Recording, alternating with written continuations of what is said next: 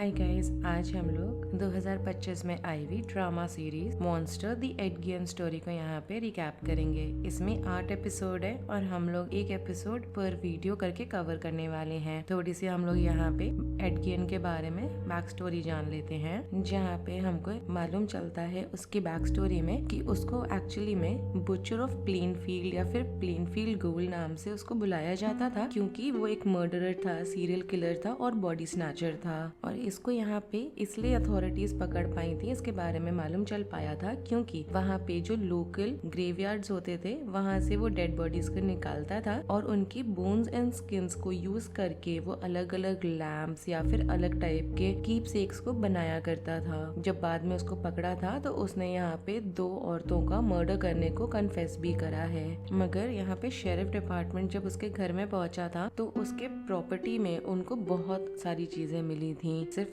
2 ही लोग के मर्डर को लेकर नहीं बॉडीज के पार्ट मिले थे, बल्कि बहुत सारा मिला था। अब यहाँ पे ये चीजें क्लियर हो गई हैं, तो एपिसोड 1 के रिकैप की तरफ चलते हैं सीधे। पहले एपिसोड का टाइटल होता है मदर और साल दिखाया जा रहा है 1944 का। हमें शहर दिखाते हैं प्लेनफील्ड का, विस्कॉन्सिन में जो है। हमें स्टार्टिंग में एड गेन को दिखाया जाता है और हमें मालूम चलता है कि वो जनरली अकेले ही रहता है, लोगों से आज सच बातें भी नहीं करता है और वो अपना सारा दिन निकालता है अपने फैमिली फार्म में काम करते हुए। मगर ग्रेजुअली उसको देखते देखते हमें मालूम चलता है कि जितना शांत वो दिख रहा है, उसके माइंड में उतनी ही ज्यादा ट्विस्टेड चीजें चल रही होती हैं। हमें यहाँ पे एक दिन का दिखाया जाता है जहाँ वो एक लड़की है एडलाइन नाम की, उस पे वो स्पाई कर रहा होता है और यहाँ पे एडलाइन को नहीं मालूम होता कि एड गेन उस पे स्पाई कर रहा है। उससे ज्यादा हॉरिफाइंग पार्ट ये होता है कि उसी दिन शाम का हमें दिखाया जा रहा है और वहाँ पे उसकी जो मदर होती है जिसका नाम होता है अगस्ता, उसको यहाँ पे एड गेन मिलता है जिसने यहाँ उसके लॉन्जरे पहने हुई होती है और इसको उसकी नजर में, उसकी मदर की नजर में ये बहुत ही ज्यादा सिंफुल एक्ट में आता है। वो बहुत ज्यादा गुस्से में होती है इसको देख के और यहाँ पे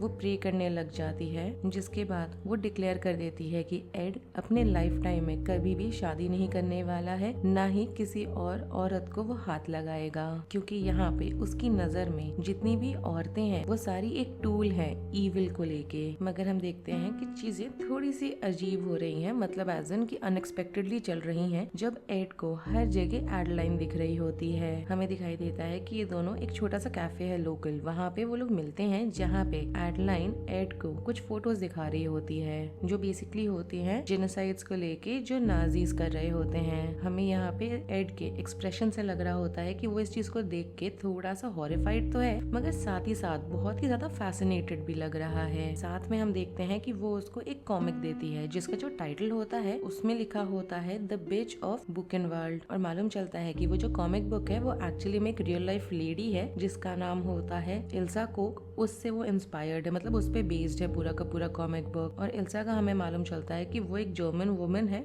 मगर वो बहुत ही ज्यादा इविल है और ग्रेजुअली वही जो इल्सा है वो बन जाती है एड की एक नई ऑब्सेशन। अब हमें यहाँ पे अगला दिन दिखाया जा रहा है। हमें मालूम चलता है कि एड का एक और भाई है जिसका नाम होता है हेनरी और वो उनके फार्म हाउस में आया है एक बहुत ही बड़ी न्यूज लेके। वो अपने भाई को बताता है कि वो प्लान कर रहा है कि वो जिनी से शादी करने वाला है, मगर उसको ये भी मालूम होता है कि उनकी जो मदर है वो इस चीज को कभी अलाउ नहीं करने वाली। यहाँ पे एड कोशिश करता है हेनरी को रोकने के लिए, मगर हेनरी तब भी ऐसी चीजें बोल देता है उनके मदर के रिगार्ड में जो यहाँ पे कभी वर्बली आउट लाउड बोला नहीं गया है। हेनरी यहाँ डेयर करता है उनकी मदर को लेके ऐसा बोलना, जहाँ पे वो स्पेसिफिकली बता रहा होता है कि उनकी जो मदर है वो मेंटली सिक है क्योंकि उनके रिलीजन उन पे बहुत ज्यादा हावी है। ऐसा सुन के एड को बहुत ज्यादा गुस्सा आ जाता है और गुस्से में वो अपने भाई पे एक लॉग होता है उससे उसके सिर पे मारता है और यहाँ पे इम्पैक्ट की वजह से हेनरी बेहोश हो जाता है। अब यहाँ पे जो हुआ उसकी वजह से एड खुद को कन्विंस करने लगता है कि हेनरी को कुछ नहीं हुआ है, वो अभी भी ठीक है और इसी वजह से वो वापस अपने घर चला जाता है। अब यहाँ डिनर टाइम होता है। हम लोग देखते हैं कि एड यहाँ अपनी मदर के साथ बैठ के डिनर कर रहा होता है, तो उसकी जो मदर होती है वो यहाँ पे कन्फेस करने लग जाती है कि वो अपने हस्बैंड के साथ जो उनकी इंटीमेसी वो लोग शेयर करते थे उसको वो बहुत ज्यादा डिस्पाइस करती है, मतलब उसको बिल्कुल पसंद नहीं था। और साथ ही साथ वो बताती है कि जो हर एक्ट ऑफ इंटीमेसी था वो उसके लिए बहुत ही बड़ा टॉर्चर और टॉर्मेंट की चीज थी।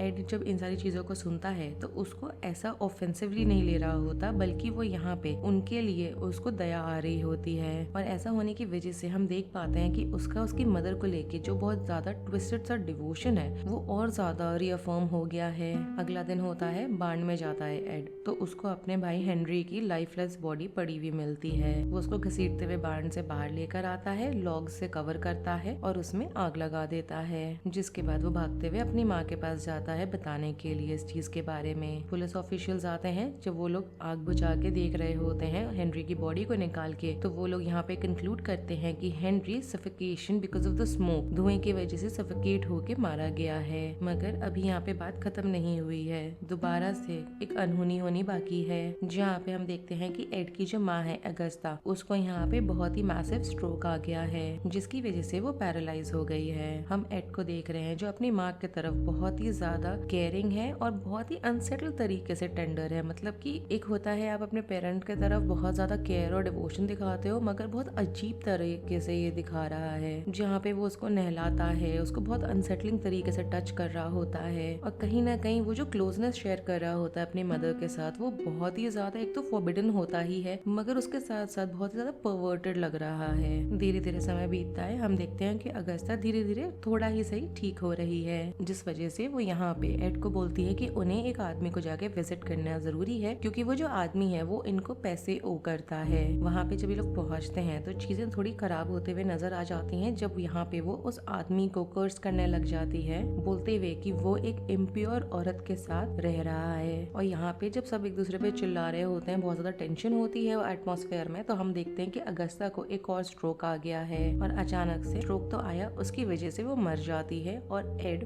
फाइनली देख के लग रहा है कि उसका ब्रेकिंग पॉइंट आ गया है, क्योंकि वो एकदम ही अकेला हो गया है। हम एड को देख रहे हैं जो यहाँ ग्रेवयार्ड में है, फ्यूनरल का टाइम चल रहा है, और वो वहाँ पे उसकी माँ के जो ग्रेव है उसके बगल में ही रोने लग जाता है। और उसी रात फ्यूनरल के बाद वो वापस घर आता है तो घर पूरा खाली है। वो उसी चेयर पे आके बैठता है जहाँ पे उसकी माँ बैठ के प्रे किया करती थी, और वहाँ पे उसके घर में इतना ज्यादा शांति होता है, इतना ज्यादा सन्नाटा होता है कि उसको लग रहा होता है कि जैसे वो ऐसा सोच रहा है कि उसको सुनाई दे रहा है उसकी माँ की आवाजें आते हुए। वो इस चीज को इनिशियली तो इग्नोर करने की कोशिश करता है, मगर वो जो आवाजें हैं वो अब भी लिंगर कर रही होती हैं, और धीरे धीरे उसको ना विस्परिंग की आवाजें आ रही होती हैं, जैसे कॉन्स्टेंटली उसकी जो माँ है उससे बात कर रही है। धीरे धीरे दिन निकलने लगता है, हम देखते हैं कि एड अपने ही फार्म में काम कर रहा है, खाना खा रहा है, और उसकी बहुत ही ज्यादा मोनोटोनस लाइफ चल रही है। मगर इस मोनोटनी के बीच में उसका जो पूरा दिमागी हालत है वो धीरे धीरे सिंक होने लग जा रहा है, पागलपन की तरफ जा रहा है। और एक रात का हमें दिखाया जाता है जहाँ पे वो पुरानी चीजों को सोच रहा होता है, और इसी वजह से वो जाता है सेमेटेरी में, और वो वहाँ सेमेटेरी में जाके